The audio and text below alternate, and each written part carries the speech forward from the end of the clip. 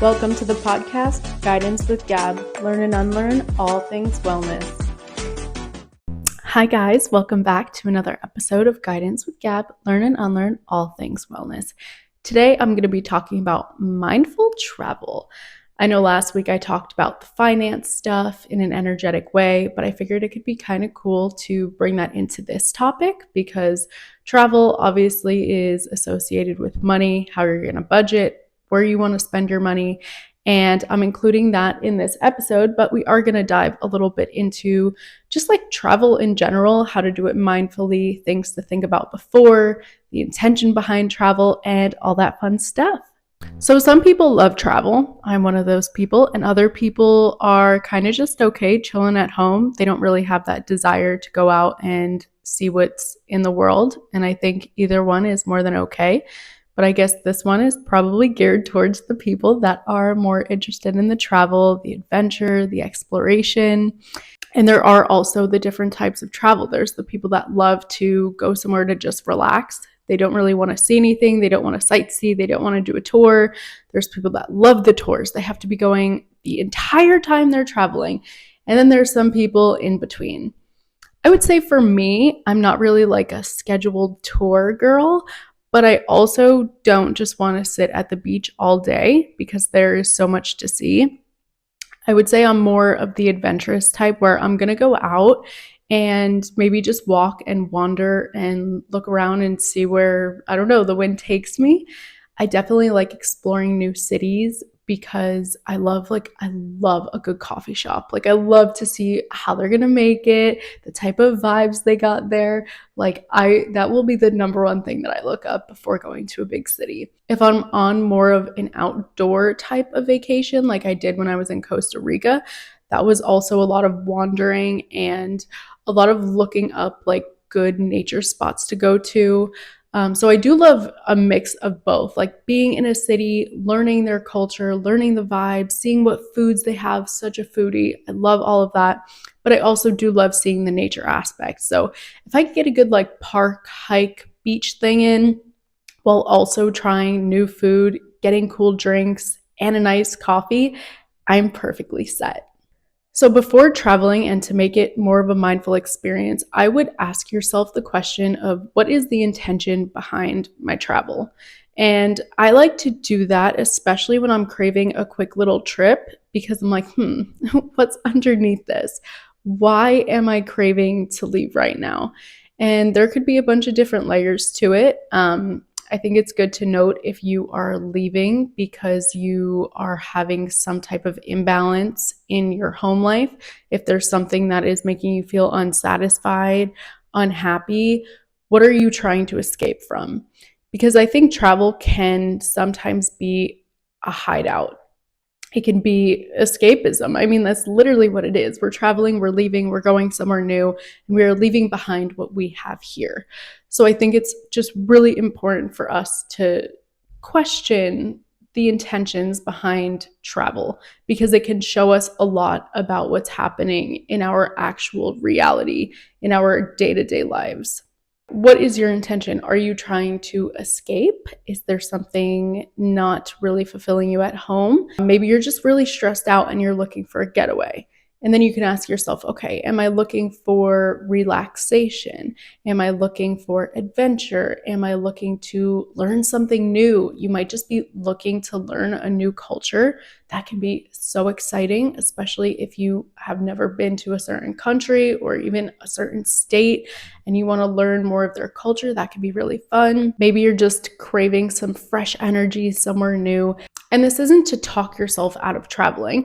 It's just more of a way to get specific on your intentions, what you want to do, how you want to spend your trip, and why you feel the need to get away. And then to make your trip as valuable to you as possible, I think you can take that intention and then build your trip around that. Because you don't want to be craving a getaway where you're, detached, sitting on a beach with a pina colada, and then you end up roping yourself into a busy city with a lot to do and a lot to see, and you feel overwhelmed. Because at that point, you're going to need a vacation from the vacation, and it won't be checking the boxes off that you really need checked off.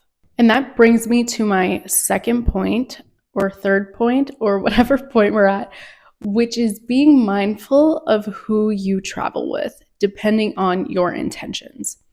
I know for me, if I'm traveling with my brother, we are going to be going. We're going to have a stacked day. He's going to know what we're doing from 6 a.m. till 10 p.m. We're going to have a full outline, a day's experience, what we're eating, what we're seeing, everything. And that is great for one type of vacation. But then if I'm with my mom, I know that we're just kind of going to be like, we just woke up. Do you want to go just wander around the city and see what comes up? Yeah, sure. Why not? We flow with the wind a little bit more and just kind of wing it all. And that can also be great for its own situations, but could be stressful for people like my brother who need to do a little bit more and want a plan. So if I'm craving a certain type of vacation, either one or the other, I know which one that I need to be with. So you can't bring people into your trip or invite people that you know might not have the same intentions as you. That also goes for the partying aspect. Some people love to go on vacation and they just want to get like shit faced. They just want to party, drink, have fun, go out, club. And other people do not want that. Some people want to mix of both. But you have to just get really specific on your intention, what you want, and then who you're inviting, because that can cause a lot of separation. I got into one little disagreement with a friend when we were on a trip together because I was going through a breakup and I was craving just like going out, having fun, meeting people. And she was craving more of a low-key, us two, let's stay at home type vibe.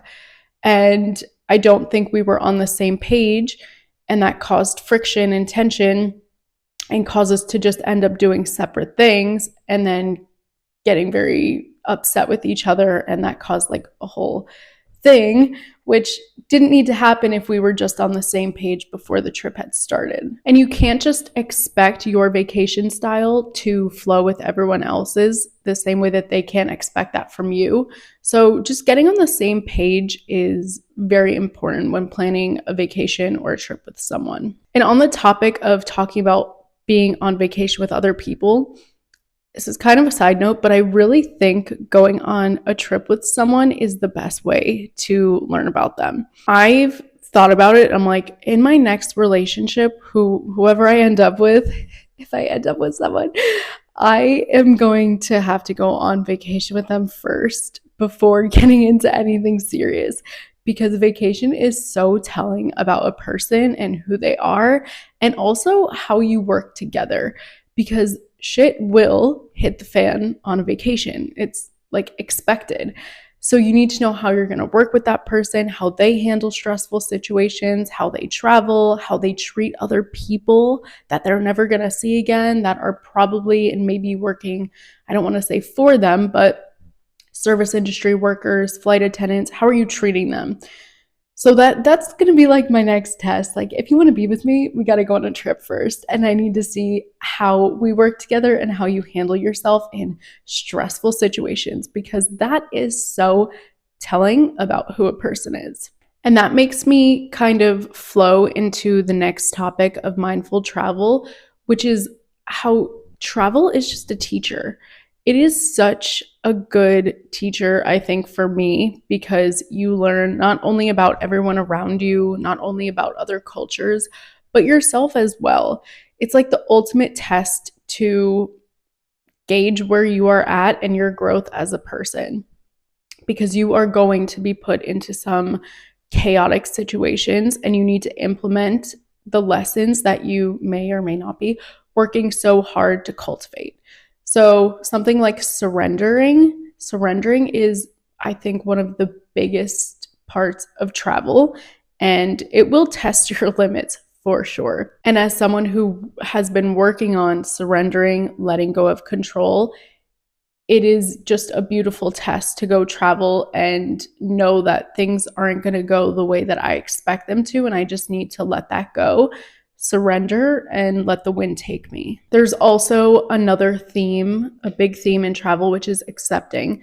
Just accepting other cultures, other people, accepting that things aren't going to go your way, accepting that something you planned is not going to happen. When I went to Greece, I didn't really have much planned. I had one thing planned the entire trip, and it was only one ferry ticket to go to an island. And the day of the ferry, there was a strike. Like the only day of my trip that there was a ferry strike was the only day that I had a ticket and something planned. I also didn't know there was a strike until I arrived at the port, and I'm like, I feel like no one's working. And I went to the counter and she's like, oh yeah, no, sorry. They're on strike today. You can come back tomorrow though. Like, okay, reevaluate the plans again. And you just need to accept that that is going to happen. You are going to have to flow with what is happening outside of you. You need to be adaptable and able to adjust to literally any circumstance. Travel is just a great test of self to know what you're comfortable with, uncomfortable with. It kind of pushes you past your limits of comfort and like what you're willing to deal with. When I went to Alaska, I wouldn't say it went literally at all as I planned, like not even a drop in the ocean. It was completely opposite of what I had imagined and mentally, emotionally planned for, and physically. It was a lot colder than I expected, but I mean, come on, it's Alaska, right? That's on me. But the situation was absolutely chaotic and crazy. I ended up staying with my ex-partner's like dad's cousin, like someone, far down the family line. And that was pretty chaotic. And it definitely didn't go as planned. We can say that. At first, I signed up to this trip thinking that we were having the house to ourselves. That was the dream I was sold, which was not true. So he ended up staying the whole time. And he's a military guy. So he had us up at like 6 a.m. Wake up, we're eating grilled cheese for breakfast. Okay. And we're going to be out all day. I'm driving us around. We're going to go on all the hikes that I want us to go on. And we are on a rigid schedule. And that just simply is not what I had expected. I think if I knew that's what I was getting myself into, it would have been a bit easier, but that was not the case. So definitely had to adapt, adjust. We ended up getting our own rental car. I definitely was feeling heightened anxiety during the trip. There was a lot going on that caused me so much stress. Also, the guy we were staying with kept telling us about all the bears and the moose and how dangerous it was and how he sees them all the time. So every time we were on a hike, I was feeling like that anxiety. He also kept talking about the avalanches. So I'm like, great, like I'm going to die in an avalanche. I hate the cold. I'm not particularly enjoying this anyway, so I'm either going to get mauled by a bear, eaten by a moose. I don't know.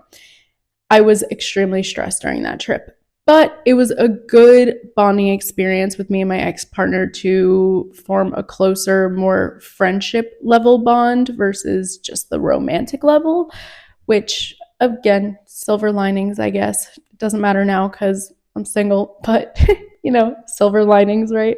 You definitely need to be able to laugh if you are planning on traveling, especially if you're a new traveler. Just lean into it. Be willing to laugh at yourself at situations and go with the flow, because you will probably be forced into a flow that you weren't expecting. Travel is literally expect the unexpected. And now let's get into the financial aspect of traveling. This also comes back to your intention of travel, because what you invest in and what you choose to spend your money on is going to be rooted from your intention. If you're craving that relaxing experience, then you might want to put your money into getting, I don't know, like one of those beach day passes, or you want to do spa treatments, things like that. But if you're craving adventure and fun, you might want to look into zip lining or skydiving. You just want to make sure that you're putting your money where you think it's going to be worth it for you, instead of just like throwing empty money at things that don't matter.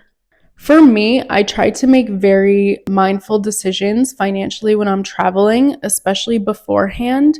I like to prep and see what I'm going to want to splurge on and what I'm willing to cut back on the costs of. So usually for me, I'll choose like a decent Airbnb, nothing, probably more on the cheaper side for the most part versus staying at a nice hotel. For me, I personally enjoy the privacy of having an Airbnb, not having to deal with like the check-in and all of that. But also, I don't need to stay somewhere that is so high end because for me, I don't plan on being in the room that much anyway. I'm probably going to be there to come back, rest, and then go on with my day. Whereas, again, if you're looking for something more relaxing or maybe you're in a colder city, you might want to pay a little bit more to be in a cozier environment. For me, I just need it somewhere to be safe because I'm a woman and men are scary and people are scary and I'm paranoid. And I need it to be somewhere that I can sleep. And that's pretty much the bare minimum for me. Another place that I usually try to save some money is transportation.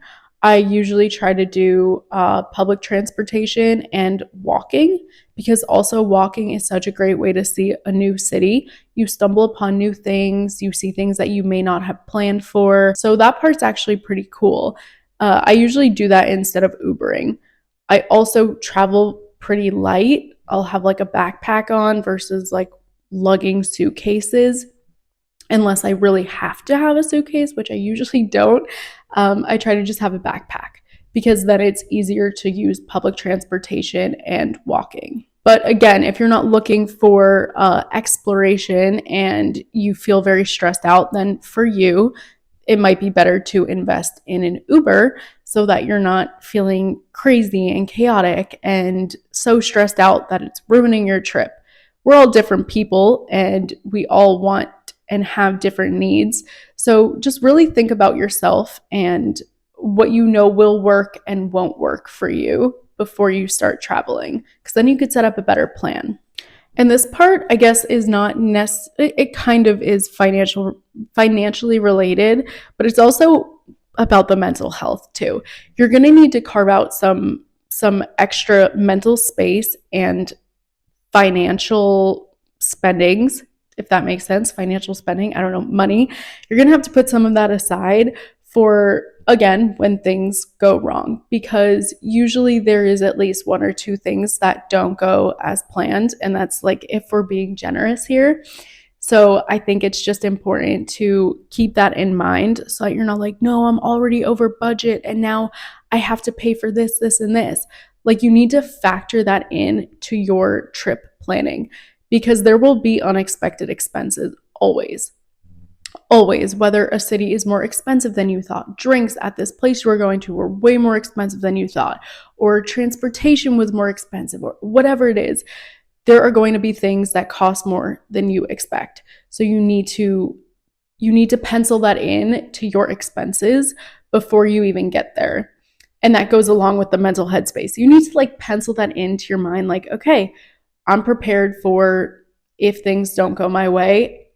I'll be fine. I'll know how to handle it. I'll be okay. Even if it's small things like forgetting your deodorant, you need to just be like, okay, I'm just going to go buy it instead of being so like stressed out and hung up over it. Just like be flexible and remember that everything you spend comes back to you tenfold. That's what I tell myself when I'm on vacation. I'm like, oh, anything I spend comes back to me tenfold. Because, shit happens. You end up paying more for stuff that you don't expect. And there's literally most of the time nothing you can do about it in the moment. You just have to bite the bullet and pay for it. So overall, I think the best way to mindfully travel is to get very clear on your intentions, your wants, and your needs before heading out there. Everything comes back to being connected with you, questioning what you want, just being introspective with everything. And then you can plan your trip from there, plan who you bring, plan what activities you do. You'll just have more clarity going into it if you ask yourself the important questions before you just randomly book a trip. I like to use travel as a test to like gauge where I'm at, see my growth, see how comfortable I am in certain situations, uncomfortable I am, how adaptable I've become, how comfortable I am at surrendering and accepting, and just how I interact with that culture and that space. I obviously love travel. I do it all the time. So this was actually a fun, different episode for me to do and create. If you guys want to hear more fun travel stories, you let me know. I have a lot in my box. If you want to hear more about mindful travel or anything regarding travel stuff, I got you. I'm here for you. I do it a lot. So I have a lot of experiences and a lot of little tricks that can help you either save money, save time, save your mental energy. I got you guys. I am so grateful to have this space to share with you. If you guys have any funny travel stories that you want to share or any cool tips, you let me know and I'm here for it. I love you guys. Thank you so much.